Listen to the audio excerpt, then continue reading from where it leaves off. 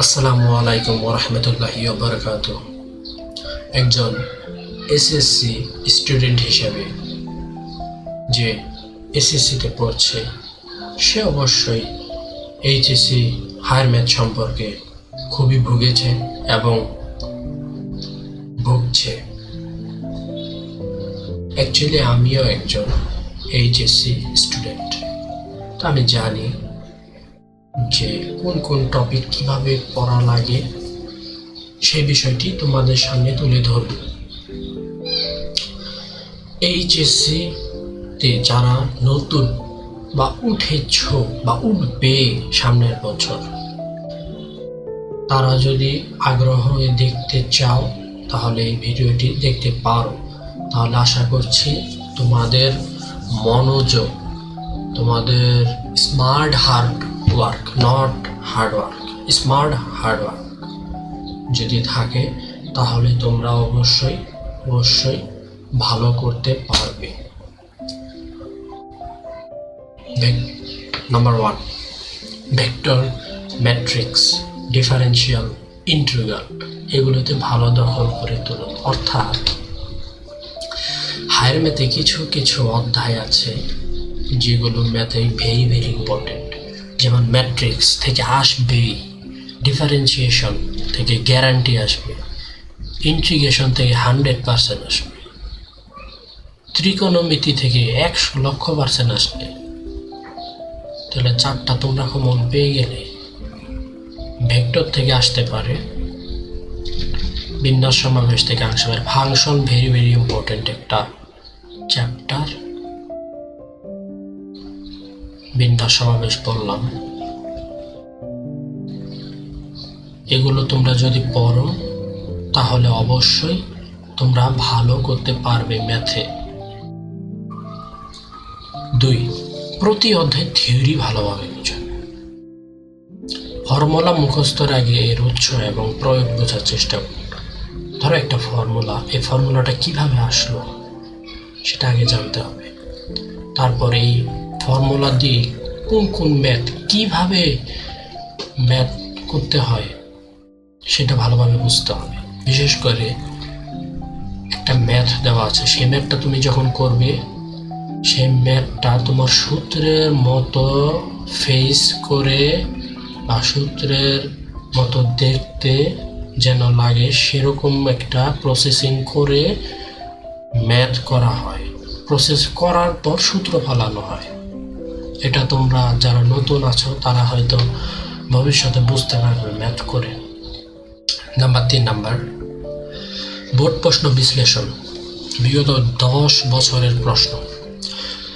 এইচএসসিতে actually board প্রশ্ন অনেক repeat হয়, যেটা এসএসসিতে হতো না। যেমন এসএসসিতে কি হতো, বোর্ড প্রশ্ন একবার যেটা আসতো সেই প্রশ্নটা রিপিট হয় না বললেই চলে, আর নিয়ম রিপিট হয়, সংখ্যা ঘোরানো থাকে এরকম। বাট পুরোপুরি হুবহু আমার দেখা মতো আমি দেখিনি, থাকলে থাকতে পারে, আমি দেখিনি আর কি। কিন্তু এইচএসসিতে আবার এটা হয়, যেগুলো বেশি বোর্ডে আসছে সেগুলোই পরবর্তী বোর্ডের জন্য ইম্পর্টেন্ট হয়ে থাকে। তাই সেগুলোকে আইডেন্টিফাই করে সেগুলো প্র্যাকটিস করা। নাম্বার 4, সচেতন চর্চা। অর্থাৎ অঙ্কগুলোর মধ্যে ভুল কোথায় করেছেন সেটা মার্ক করে সেই জায়গায় বেশি কাজ করুন, বেশি প্র্যাকটিস করতে হবে। প্র্যাকটিস করলে কি হবে, তুমি যদি না পারো সেটা কোথায় পারছো না, যেমন একটা সূত্র, এই সূত্রটি তুমি এখানে বসাতে পারছো না, তাহলে এটা কিভাবে বসাতে হয়, কিভাবে ম্যাথটা করতে হয় সেটা সম্পর্কে তোমরা ধারণা পেয়ে যাবে। হয়তো চোখে দেখতে সহজ লাগছে, বাট করতে গেলে আটকে যাচ্ছ।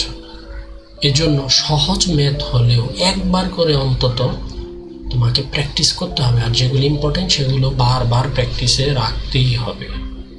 প্রতিদিন ম্যাথ প্র্যাকটিস আধা ঘন্টা হলে করতে হবে, কারণ এগুলো চর্চার বিষয়।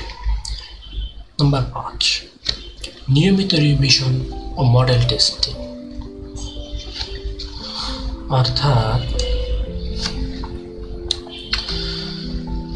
নিয়মিত রিভিশন, তোমার অ্যাডমিশন বলো, তারপরে এইচএসসি এক্সাম বলো, কলেজ এক্সাম বলো, যেখানে বলো, ম্যাথে কিন্তু অনেকেই যারা পারে তারা তো ফুল অ্যান্সার করে, যারা পারে বাট একটু প্রশ্ন ঘোরানো দেখলেই তাদের অবস্থা খারাপ হয়ে যায়, তাদের কিন্তু এই বিষয়টা কাজে লাগে।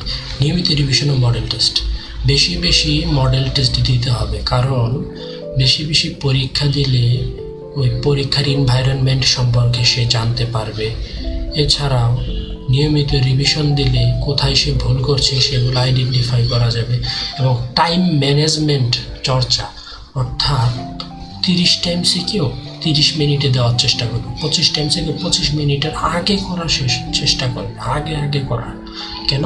কারণ তা না হলে পরীক্ষার এনভায়রনমেন্ট তোমার বাসার এনভায়রনমেন্ট এক না, তুমি তাহলে অ্যান্সার করতে পারবে না। পারলেও দেখা গেল 4 দিয়ে অঙ্ক আছে কিন্তু পরীক্ষা আসলো 7 দিয়ে, তুমি তো মানে শেষ হয়ে যাবে, এরকম একটা অবস্থা হয়ে যাবে। তাই বেশি বেশি টাইম ধরে ঘড়ি ধরে পরীক্ষা দিবে, মডেল টেস্ট দিবে এবং রিভিশন দিবে। এই ছিল আজকের ভিডিও। এইচএসসি হায়ার ম্যাথ এ ভালো করার কৌশল বলতে কিছু ধাপ, কার্যকরী ধাপ, যেগুলো করলে এবং পরিশ্রমভাবে এগিয়ে গেলে তোমাকে ঠেকানো দুষ্কর হয়ে যাবে। তুমি সকালে ভালো থাকবে, সুস্থ থাকবে। আসসালামু আলাইকুম ওয়া রাহমাতুল্লাহি ওয়া বারাকাতুহু।